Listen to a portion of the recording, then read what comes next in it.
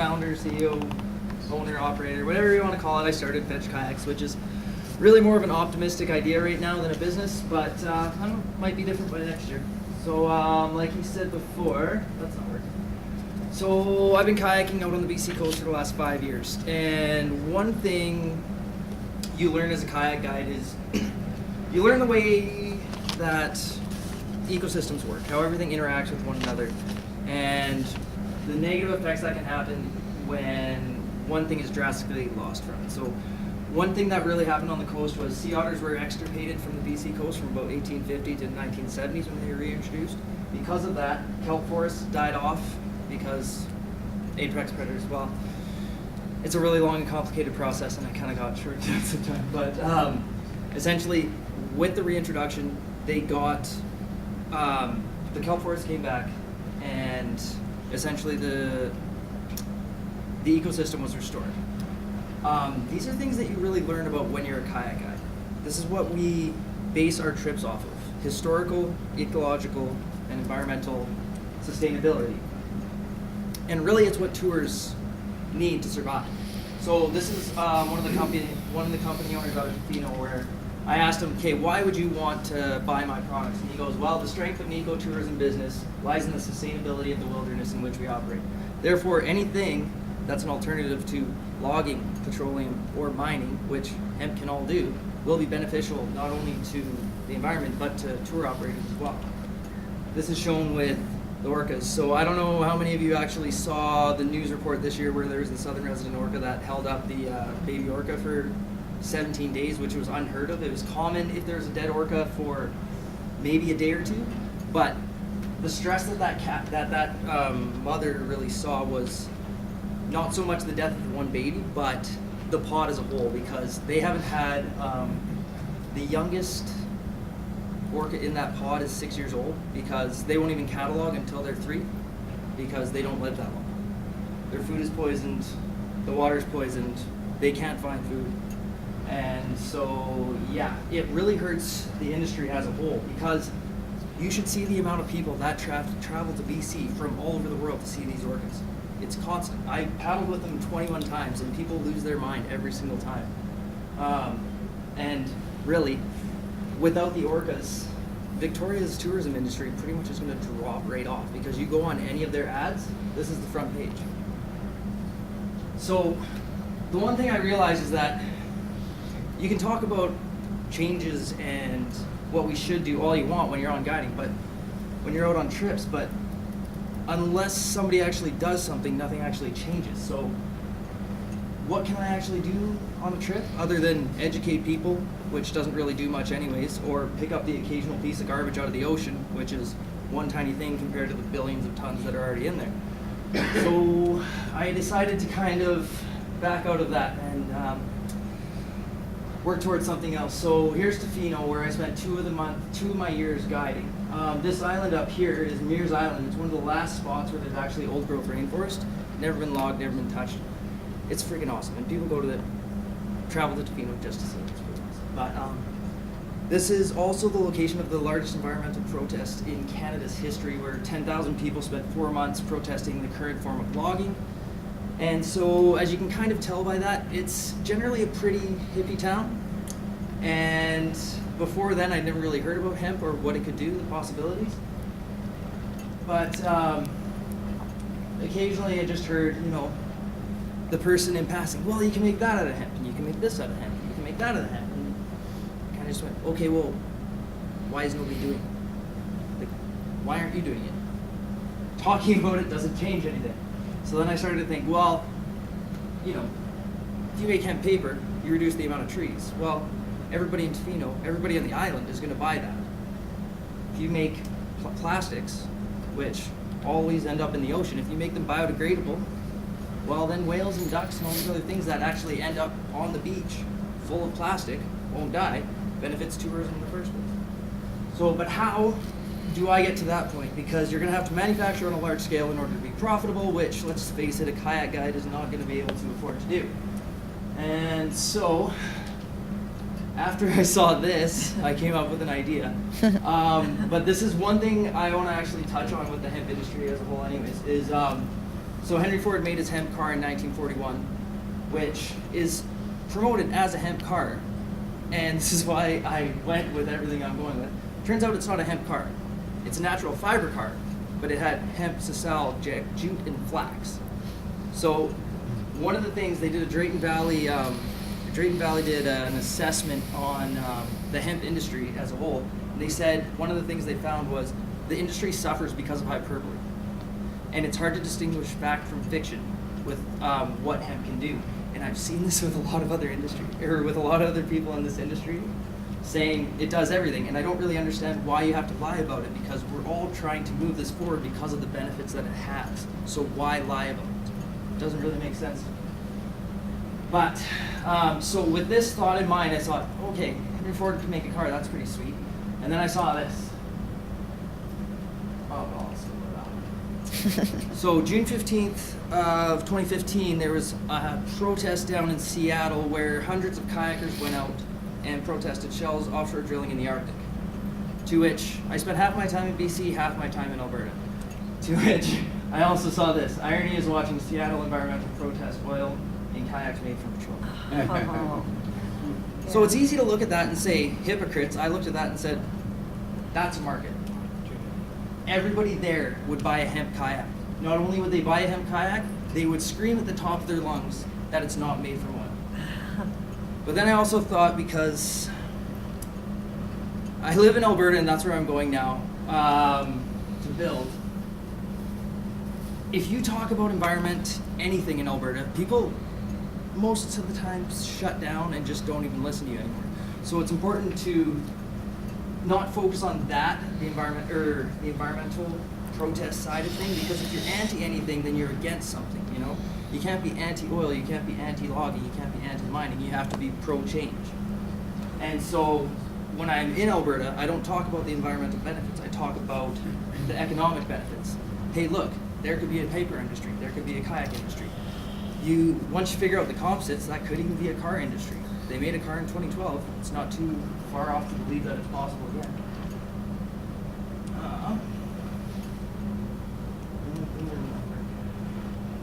Why does this always happen?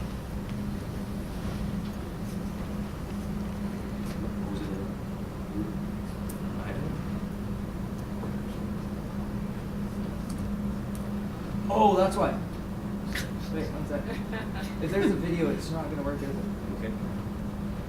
Probably get to work here. Alright, so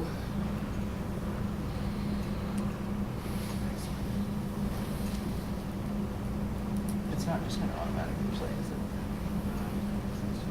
Okay, well, it doesn't really matter that much.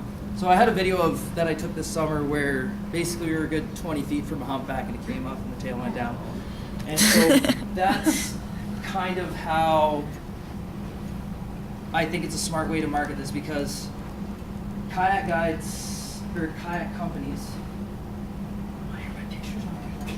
This always happens. This happened last time. Okay, well, regardless, I remember what it is. So the reason I want to go after kayaks as opposed to anything else is because not only do we have that environmental sustainability. Oh yeah, there's two there.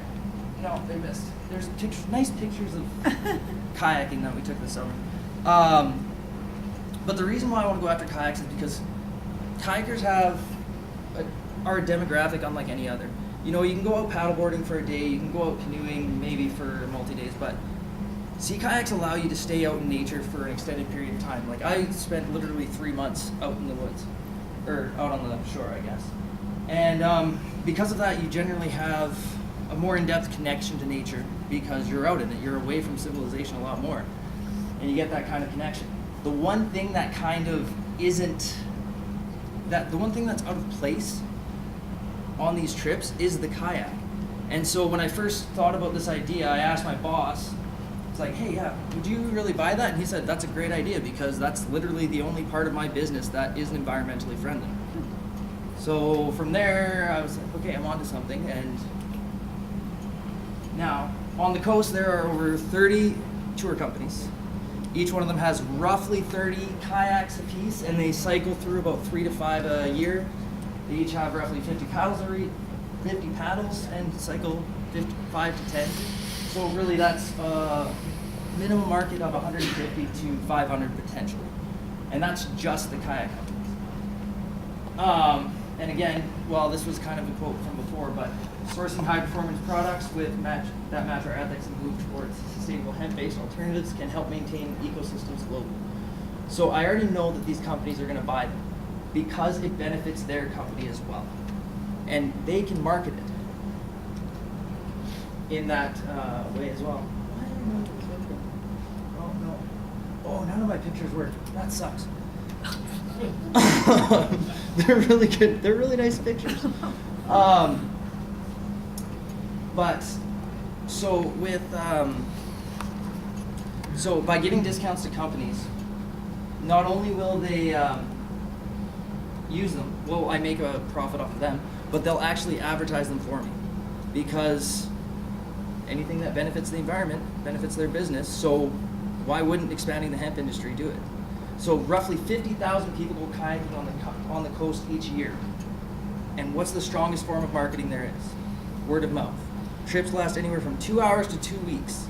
And we have nothing, believe me, we need things to fill that time with. So how I know that they're going to do this is so many of these companies actually are a part of 1% for the Planet, which is an environmental initiative that was started by Yvonne Girard, the founder of Patagonia, where you donate 1% of your profits to some form of environmental initiative. And I honestly don't know a company that doesn't do this, a kayak company that doesn't do this. And really with that, it also gives a competitive advantage to those tour companies, because everybody preaches ecotourism. This is how you sell your tours, because we sell wilderness. So anything that benefits, there you go. So if this company over here is more environmentally friendly than this company over here, they can't exactly say they're eco-friendly. Yeah. So you kind of create a market demand by doing that, and then you can kind of raise the prices a little bit on those guys. And another one, so this is another company that I worked for, where I asked for a letter of intent so I could go and get a loan, and the company owner's, well, yeah, comes back to me and says, well, do you mind if we put something on our website about our environmental initiative and using your products? So can I advertise for you? Yes. Actually, this is where I was working this summer. Oh yeah. But also look at the logo that he has here. You have a kayaker, salmon, orca, and eagle. That speaks pretty loud as to what they're trying to sell here. Right? So here's a video that's probably not going to work of me making a paddle. But it's just to kind of give you a little background. Yeah, it's not going to work. Oh, there's a mic over there. Everybody can hear me anyways, though, right? Yeah, we can. All right, so yeah, I've been working up in Biocomposites Group in Drayton Valley, because Dan's awesome and he basically lets me have free materials and do whatever I want. And so over the last year, I made 23 paddles, 5 of which are actually in research facilities around Alberta, except for one which apparently Jan took and put in his office. So Vegreville, I guess you can't see it. But the other 15 I distributed out to kayak companies across the coast. And I did it in a way that kind of furthers the advertising. I gave 3 to kind of the founders of the Guides Alliance, 5 to the people who helped build me them, and 7 to kayak company owners in their own prospective area. So anybody who's a Lord of the Rings nerd might get that reference. I also made a few skateboards. I don't really want to make skateboards, but they had the molds there, so I figured, why not? I just think kayaking's a lot smarter of a market to go after. You know, you're going after environmental sustainability versus it's a board made out of weed, man, sweet. So here's another one of me. That's not gonna work. But here, I just paddle across. Actually, I could pick that up. It's just paddling across. So I tested a few out this winter or this summer, and I had some issues where they worked and they were good up until the point where I got stuck in a back eddy and I had to like dig into a rock and like slide it out. And once I broke the seal, then it started to absorb water. I have a few ideas of how I'm going to solve that this winter, but yeah, I'll get on that. I actually have people helping me now, sort of. But if anybody in the room actually knows how to solve this issue, that would be really helpful, I guess. Stay away from rocks. Stay away from rocks. That doesn't work. It's very rocky out there. But yeah, you're supposed to see that it kind of just right on the tip, just started going in. That was heartbreaking. But so my plan now is I'm literally waiting on a loan to come through, hopefully, if it does. And with that, I'm going to go to Drayton Valley and basically fine-tune these and build 5 kayaks. With these 5 kayaks, me and 2 other guides are going to basically go around Vancouver Island. The other 2 kayaks are baton boats that are used for cross-promotion with other industries. So here's the plan. Start in Tofino, a week to Victoria, a week to Nanaimo, a week to Quadro, up to Cape Scott, and then back to Tofino. The reason for this is to, 1, prove the concept that it'll work. I am saying this fully knowing that I haven't proven the concept, but I'm pretty ambitious and I don't know, I've put too much into this to turn back now, so I don't see the point in not going 100%. But the main reason is I want to do a Kickstarter video, or do a Kickstarter campaign, which if any of you have or don't know what a Kickstarter is, it's basically a crowdfunding site where you offer something in exchange for kind of upfront costs so you can build your product. So some of these Kickstarters have grossed ridiculous amounts of money. So Pebble Time did 3 different ones and they grossed over $42 million, and then they got bought out by Fitbit. So essentially Fitbit, that's where it started. The Coolest Cooler, that was pretty cool, but it made $13 million. What's But that? Here's the one that I found really interesting. So here's a card game called Exploding Kittens. It's essentially just a 52 deck card, or 52 card deck, there we go, where it's Russian roulette. I played it once, it was alright, it was a card game. They made $8.7 million on Kickstarter. So who funded that? Like, maybe people like me, you know, just shit stirrers. But who's gonna fund the expansion of a hemp industry? Like, that will grab a lot more attention than this will. So is it really that hard to believe that you're not gonna make more than $8 million off of Kickstarter if you do it properly? I'm just saying, I'm optimistic. So I have my different awards and how I wanna do this. So, you know, $30, you get a tube. $50, you get a shirt. Bunny hug. I'm from Saskatchewan and I'm still sticking with it. But you know, $250 a paddle. Another thing that I can offer is kayak trips, because I already know the guides who will basically be, hey, why not? But the thing that I really want to go for is the largest donation is one of the 5 kayaks, because people love to have the first of everything, and so I think that might create a little bit of demand. I'm hoping anyway. This is what I tell myself. But another part of this is for cross-marketing.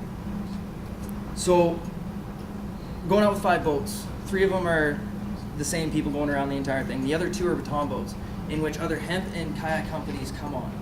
So by doing this, you're not only bringing the hemp to the kayak companies, tourism, where you get people from all over the world. If you want to expand the hemp industry and talk about it, you bring the hemp to the kayak people. So it's really beneficial for everybody. So the 2 on the left are the biggest companies in Tofino. The 2 in the middle are the biggest companies on the coast, and the 2 on the right are just other really big multi-day companies that are all sitting there waiting for this to become a reality. And Kevin was actually really mad at me this summer because I didn't get him a paddle in time. But so then cross-promote with the hemp industry as a whole. So this is the house that's actually built on Vancouver Island and Souk. And I was thinking, you know, as part of the trip around, go there and stop and show people, hey, you can build a house like this, you can do this, you can do that.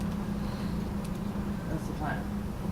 Another thing, and this was the big one, is I took the founders of Tentree out on a kayak trip 3 years ago, and basically they said that they would help advertise this if it was going to happen when the Kickstarter happened.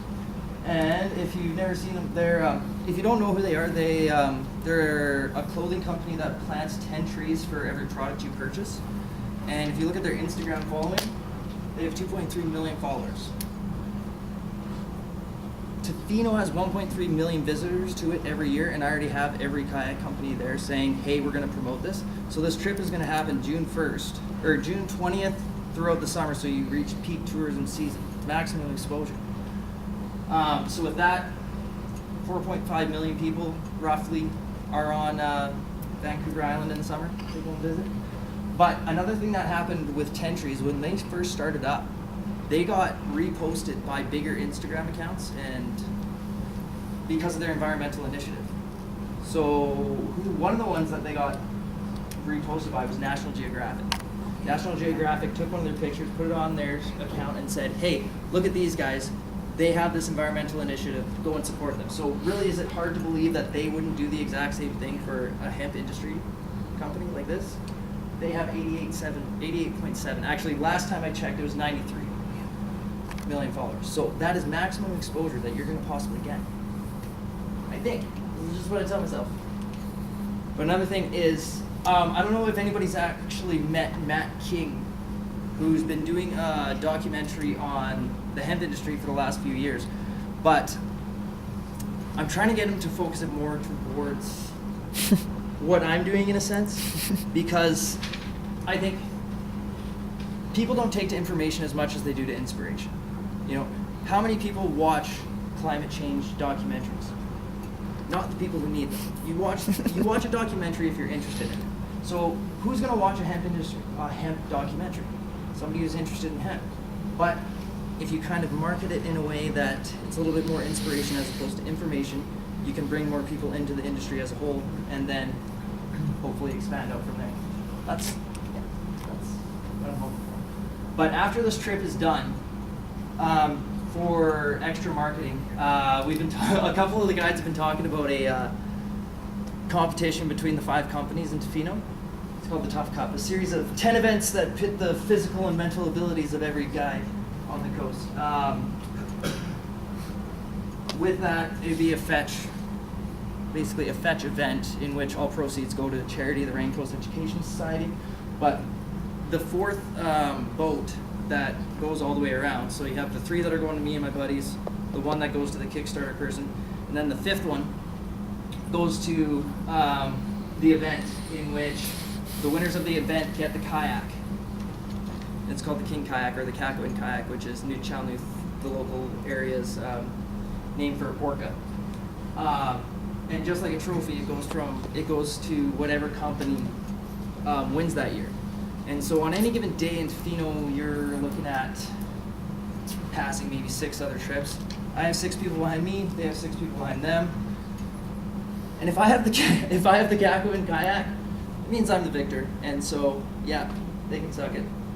Maybe next year. And so there's going to be a little bit of beaking because we already do it anyways.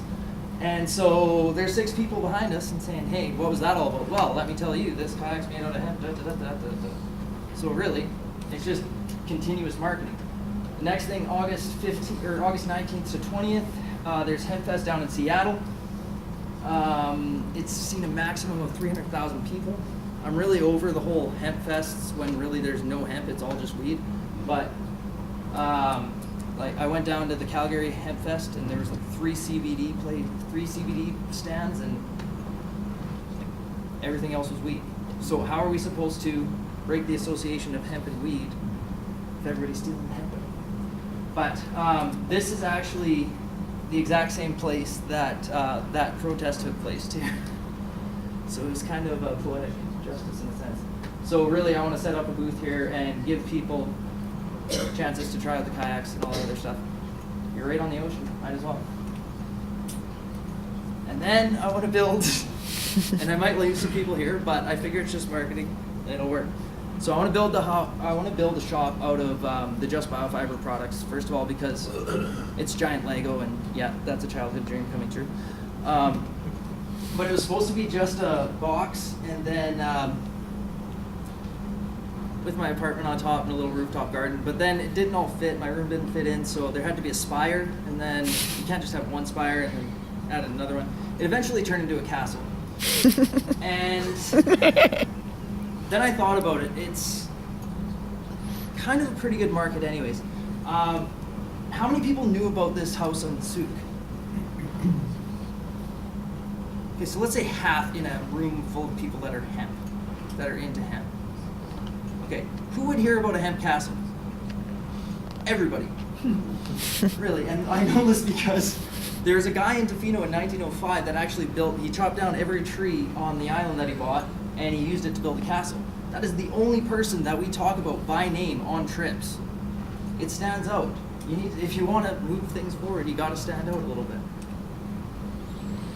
But the whole point of this really is to show people, what can be done with hemp. So look, you can grow a boat. What else can you do? Grow a boat, grow an idea. Boom. And that's fine. I don't know if I went over or not. I think we're good. Very inspiring. Thank you.